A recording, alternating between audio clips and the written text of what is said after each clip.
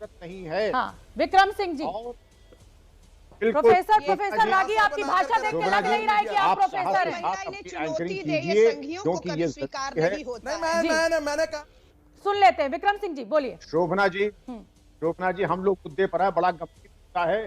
केवल मुद्दे की बात करें हम लोग, केवल मुद्दे की बात करें, बड़ा महत्वपूर्ण मुद्दा, पूरा देश आपको देख रहा है शोभना जी, आपके प्रोग्राम को देख रहा है। और इस पे देख ले, किसी भी दंगे के बाद लेसन लर्न होते हैं, कोई भी अप्रिय घटना होती है उससे नसीहत लेना जरूरी होता है। तो हर दंगे के बाद देखिए हमारी त्रुटि कहां थी, और पुलिस में रहने के ये बाद में वैसा होता है, मलियाना में क्या हुआ, हाशिमपुरी में क्या हुआ, मुरादाबाद में क्या हुआ, जहांगीरपुरी में क्या हुआ, आखिर हर दंगे के बाद कहां हमारी त्रुटि थी और हम क्या बेहतर कर सकते थे। स्ट्रेंथ, वीकनेसेस, अपॉर्चुनिटीज, थ्रेट्स, इसके ऊपर हम बिल्डअप करके अगर देखेंगे तभी तो हम सोचेंगे कि आगे दंगा ना होने पाए। और जब हम भारत में शोभना जी, तो हमको दोनों पक्ष की बात करनी है, केवल एक पक्ष की नहीं।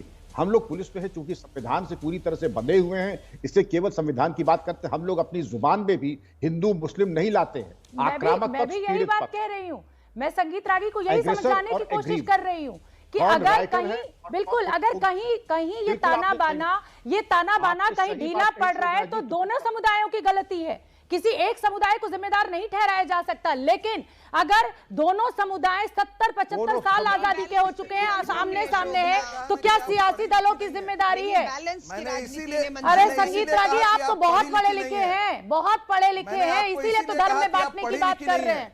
बिल्कुल सही कह रहे हैं सर। पढ़े लिखे होते ना तब थोड़ा सा इतिहास पढ़ते। आपको पढ़ना चाहिए कि दंगों का इतिहास इस देश में क्या रहा है। संगीत रागी, पढ़ना चाहिए कि आप इस तरीके की भाषा का इस्तेमाल कर रहे हैं, इस तरीके से, क्योंकि आपके मन की बात मैं नहीं कर रही हूँ, क्योंकि आपके मन की बात नहीं कर रही हूँ। राजीव जेटली, संगीत रागी जी, बहुत बहुत धन्यवाद मेरी डिबेट से जाने के लिए संगीत रागी जी, क्योंकि मेरे बस का इस तरीके के स्तर पर उतर के बहस करना था नहीं। राजीव जेटली जी, दोनों समुदायों के बीच अगर इस तरीके की हिंसा भड़क रही है तो यहाँ पर बहुत लंबे समय से बहस चल रही है, आप अभी जुड़े हैं, कौन जिम्मेदार? मैं ये समझना चाहती हूँ, क्या जो सियासत जिस स्तर पर पहुंच गई है वो जिम्मेदार, या दोनों समुदायों के बीच में इस तरीके का जो पेशेंस है वो खत्म हो गया है वो जिम्मेदार?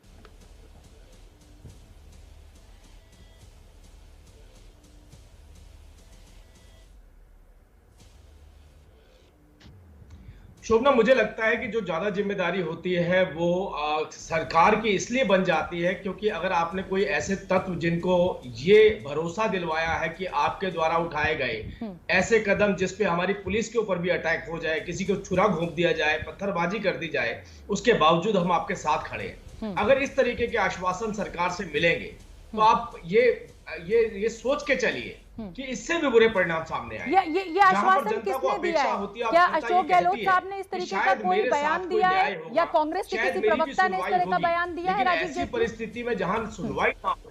राजीव जेटली, एक मिनट रुक जाइए, अलका लांबा जी, गृह मंत्री ने दिए हैं, अलका लांबा जी रुक जाइए। राजीव जेटली जी, क्या इस तरीके का कोई बयान सामने आया? हाँ ठीक है, सुनती हूँ, सुनिए। हाँ बोलिए राजीव जी।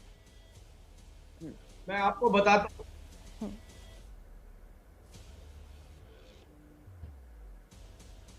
मैं आपको बताना चाहता हूं, जब देश के अंदर हर धर्म, हर समुदाय के लोग किसी सरकार के साथ कोऑपरेट कर रहे थे, आपने देखा जैसे लाउड स्पीकर वाले मैटर के ऊपर भी, ऐसी परिस्थिति में अगर स्टेट कहती है कि आप सड़क पे बैठ के नमाज पढ़िए, आप आजान को जोर से बजाइए, तो आप सोचिए वो सरकार को बयान देने की जरूरत रह गई है क्या? उस सरकार से आप बयान की भी अपेक्षा करते हैं? ठीक है, जब सभी लोगों का समन्वय बैठ रहा हो, ऐसे में आप तुष्टीकरण की राजनीति कर रहे हो, आप किसी समुदाय विशेष को कह रहे हो कि आप ऐसे कदम उठाइए। कादरी साहब का आना जरूरी है। कादरी साहब, क्या मुसलमान इसलिए अति उत्साहित हो गया है कि उसको सरकारों का साथ मिला हुआ है, जैसा कि राजीव जेटली कह रहे हैं? अलका लांबा रुक जाइए।